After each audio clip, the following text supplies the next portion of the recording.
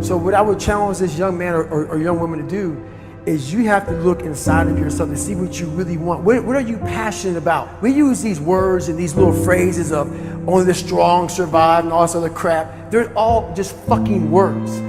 I get so tired of hearing people just talking. Like right now, someone may think Goggins is just talking. You don't know me. So when I speak from passion, I speak from experience, I speak from suffering. I have to tell this young man or woman that the only way I believe, this is my experience in life, the only way you're ever going to get to the other side of this journey is you have got to suffer to grow. To grow, you must suffer. You can become the kind of person that is so in tune with the values that you have and what you actually want, that when feelings rise up, you can choose to act however you want despite them. Even if you're tired, you can still go to the gym. Even if you're annoyed with your spouse, you can still speak in a manner that's loving. Even if you don't feel like doing that hard work, you can still push yourself to do it. Your feelings aren't a choice.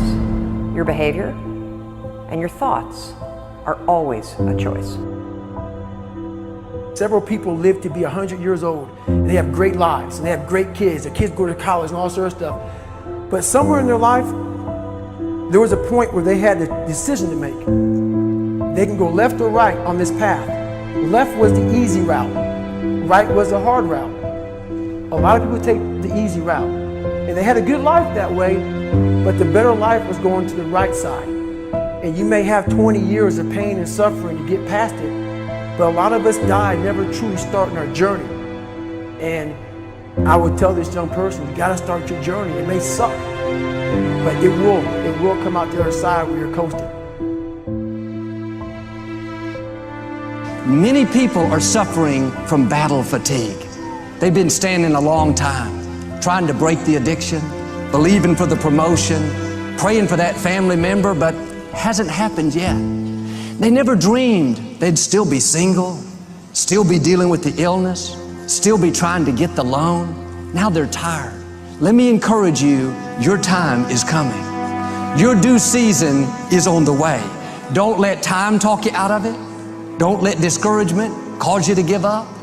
Don't let negative thoughts convince you to settle where you are. You were born to succeed, to win, to conquer all difficulties, and have all your faculties fully developed. Make up your mind you're going to do it every day, every day, every day, until you don't have to think about it, and then you'll automatically do it. I guarantee you, this idea will change your life. Think about it all day, because that is definitely an idea that will give you results that will stick. No matter who you are, no matter where you are in life, you can take the lid off of your job. If you're wondering if you still have the lid on in your life, here are some clues that's going to let you know that the lid is still on. If you're not excited about waking up in the morning, if you're sitting around bored out of your mind, if you got time to do everything anybody asks you to do, you probably got the lid on. If when you tell your dreams to all your friends, it makes sense to them, you got your lid on, man. Your dreams should not make sense to everybody. You got to say something that make people go, how you gonna do that? That's when you got the lid off. And if I were you, I'd do that. I'd take the lid off. It's not always going to be easy. There are going to be challenges. There's still going to be curveballs thrown at me. But I can't become introverted. I have to continue to get outside myself, because when you're uncomfortable, that's the only way you're going to grow. Right. So the only way I became successful was going towards the truth. As painful and as brutal as it is, it changed me. It allowed me to become, in my own right, who I am today. You face your fears, you become the person you want to be. You run from your fears, you're not living. You're alive, but you're not taking the freedom. You're not running the day's running you. You always be the fucking servant, not the master, guys. We all fall down in life, guys. The question is, who gets back up? Again, it's not the potential of the individual, it's not the genetics. It's a perseverance, a never say die attitude. If you constantly keep throwing shit against the wall, eventually something will stick, guys. Never give in to what you want. We need trust, right? We need trust. When we're surrounded by people who believe what we believe and trust starts to emerge, when we trust them and they trust us, we're more willing to take risks. We're more willing to experiment, which requires failure. We're more willing to explore and go somewhere that no one has ever gone before, with the confidence that if we fail, if we trip over, if we turn our backs, that those within our community, those who we trust and who trust us, will look after us while we're gone, will pick us up when we fall over, will help us when we're hurt. Our very survival depends on it.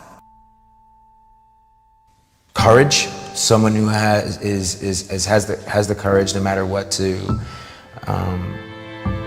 believe in something wholeheartedly and follow that with faith and courage to just go. And if I was able to do it, you can too. You know, but you need to start making that choice. You need to make that choice right now for yourself. There are people who've lost their arms, lost their sight. There have been people that have been through the most horrific experiences in life, and they found a way to still be happy because they've made the decision that life is too short to suffer. God will use the foolish things to confound the wise. God can use a man without arms and legs to be his hands and feet, to prove that it's not about Nick. It's not about his ability. It's not about him and his strength and how he speaks all around the world and uses his hands greatly as gestures and body language while he gets excited preaching. It's not about me, it's about Jesus. I didn't write my story. Jesus wrote my story. He knew me before the earth began. And I don't know about you, but yeah, it's good to have a job. It's good to have a relationship and get married and have kids. It's good to have that stuff. But until you find Jesus Christ as your Lord and Savior, there will be always something missing.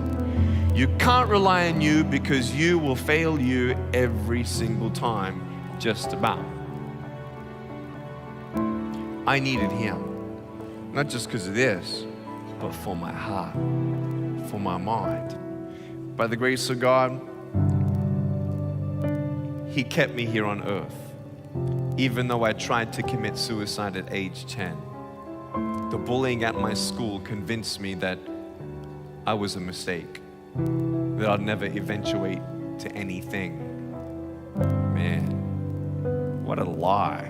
When you realize it's just the devil, I say just the devil because the devil's nothing compared to Jesus.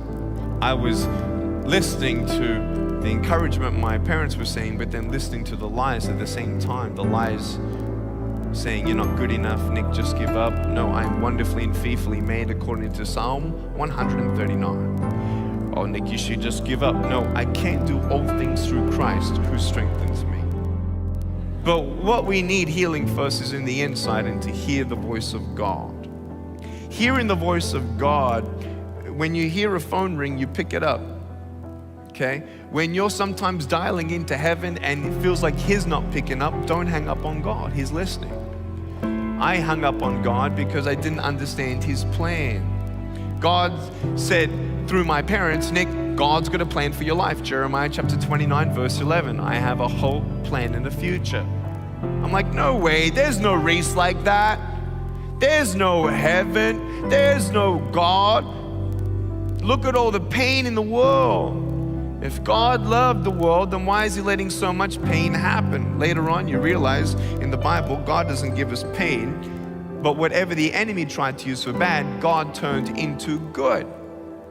I can't do anything with my broken pieces, but there's nothing that God cannot do. I've seen pain. I've seen miracles. God allows things that we don't understand, but I want you to know if you hold on to Him, He'll hold on to you. If you trust in the Lord with all your heart, even when you cannot walk, He'll carry you. When you don't get a miracle, you can still be a miracle.